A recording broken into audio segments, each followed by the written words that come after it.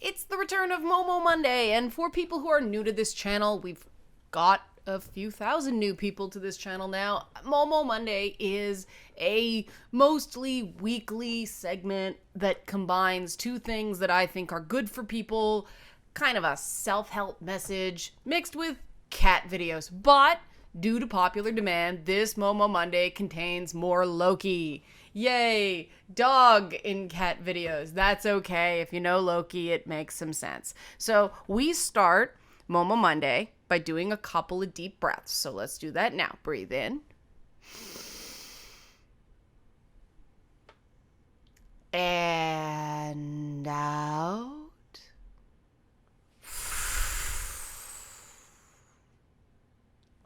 And breathe in.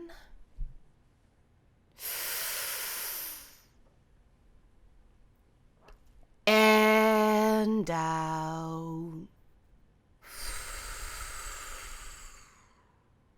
And this Momo Monday is inspired by a very specific person. It's a person we'll name Robert for the purposes of this.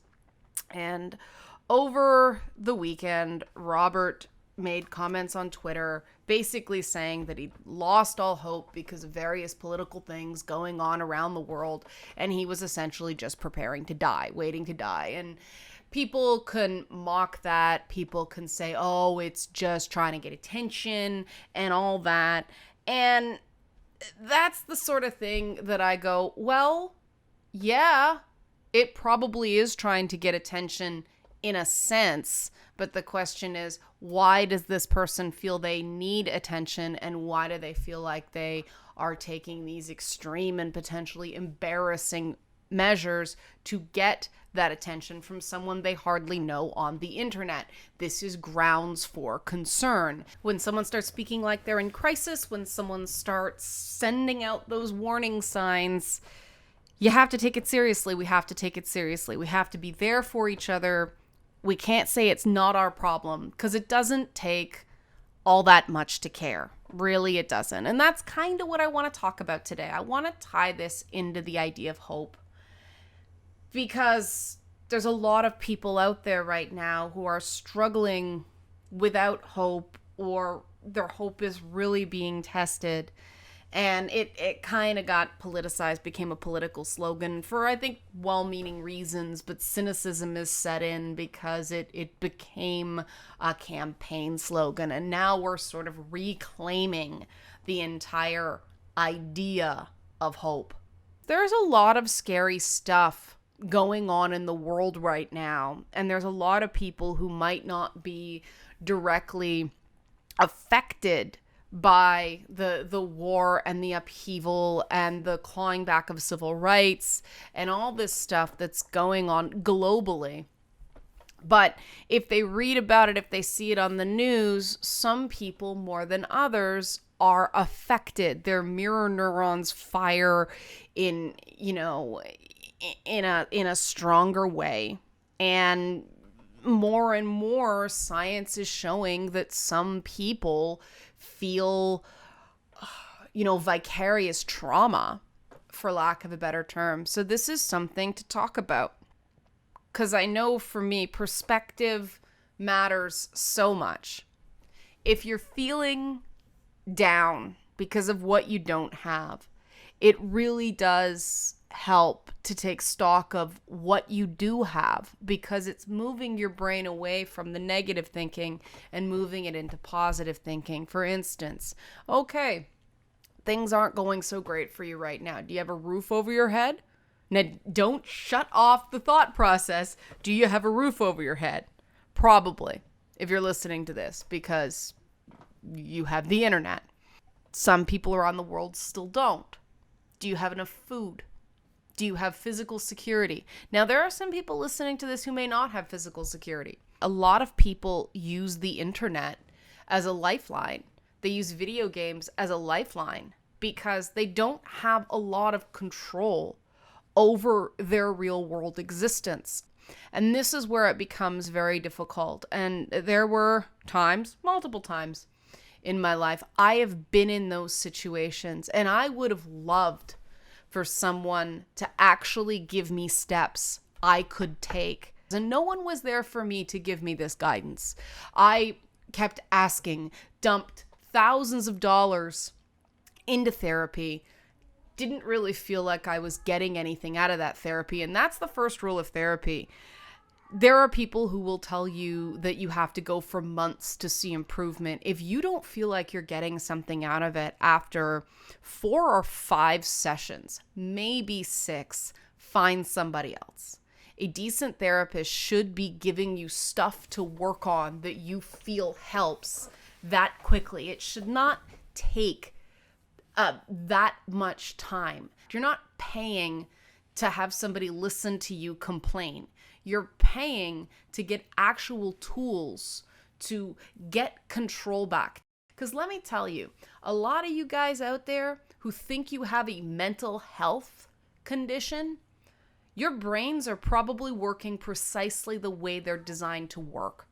You're just in situations where you can't assert yourself. You do not have enough control over your circumstances to do that. Now, mental illness is real.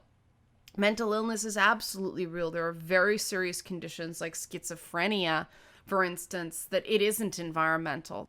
But this takes all kinds thing is where things tend to break down. Things are very tribal right now, and we live in an age of fear.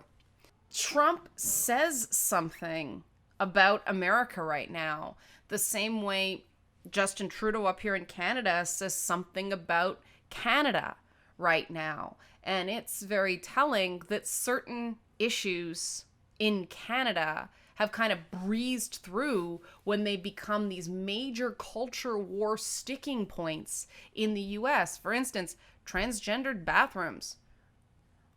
We really don't have the fight up here over bathrooms. There was a fight over adding transgender to the list of protected groups in the Human Rights Code, but it was relatively minor. It didn't rage on for years the way these fights in the US do. There was a little bit of controversy when there was that shooting in the mosque in Quebec, but for the most part, people came together and people expressed all the human things that we're allowed to express up here in Canada right now, because we are not constantly at each other's throats over every little issue.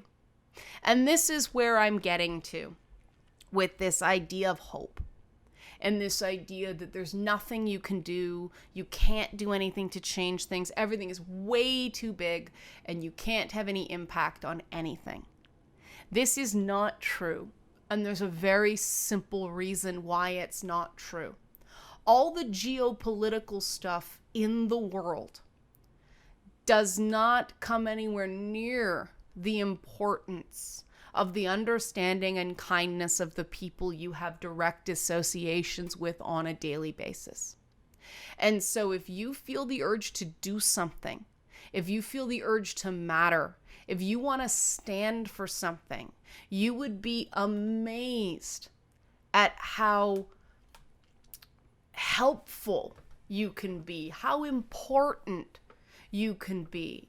Just making a commitment to kindness and understanding. And let me tell you, it's a lot harder than people give this credit for. A lot of people see kindness as weakness because that means you have to take some slights and it's just kind of dirt off the shoulder. You know, it can be quite challenging to be kind when other people are being cruel or have been cruel. But let me tell you, it makes a huge difference. The person you think has their you-know-what together more than anybody you know can still benefit from a kind word. It always helps. Kindness provides people with that perspective that I was talking about earlier. It is a fundamental human thing to need to know that somebody out there gives a hairy damn. And I think in all the big issues and this tribal culture warfare and the example that's being set on TV and in the paper of everybody hooting and hollering and yelling at each other and debating through insult and ad hominem attack, we have lost sight of how productive and how socially and economically beneficial understanding, kindness, and tolerance are. And so if you feel helpless, if you feel like there's nothing you can do, try just experimenting with the control of not lashing out the next time somebody comes at you, responding in humor the next time somebody tries to run you down, essentially not taking the bait. There's a lot of people taking the bait out there. It's the first step. It probably won't take away all the depression you're feeling, but what it does do is it starts helping you find like-minded people who are equally interested in being kind and understanding to other people, and then your immediate environment becomes more positive. And when you're getting those daily infusions of light, the world starts seeming less dark. Those are the stories we don't hear so much anymore. The news is plagued by bad news and stories of failure. And I mean, that's why I say Trump is a symptom. He is a product of society, because he's the one that's saying everything's a mess and everything's bad. And that's what people are responding to right now. So I challenge you, change it. Put out positives. Respond to the positives. Talk about things you really like, things you're grateful for, things you think are good. It's amazing how much it retrains your brain to detect the happier things instead of the depressing or irritating things. Just try it. You'll probably be surprised, okay? We're going to close off now. Breathe in. And out.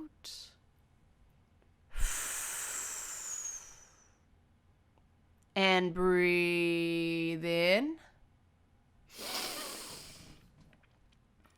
And out. And Loki is going to destroy that sock.